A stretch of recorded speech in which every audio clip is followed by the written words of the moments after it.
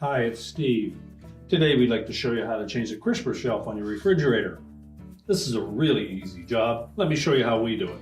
Now when doing this repair, we'll need to remove all of the items that are in the crispers as well as any items that are on that crisper shelf.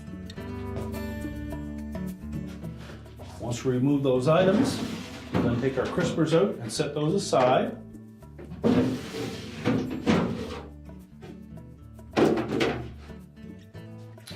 Then lift up in the front of that crisper shelf, hold it towards you, remove it, and then discard the old one.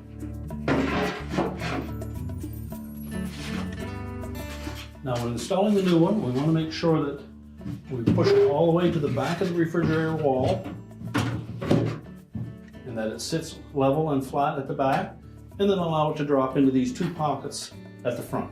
It should sit level and solid. We can then reinstall our crispers.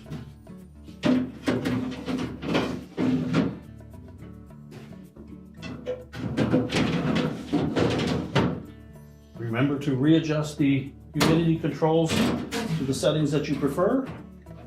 You're ready to reload the shelf and the crispers, and your repair is complete.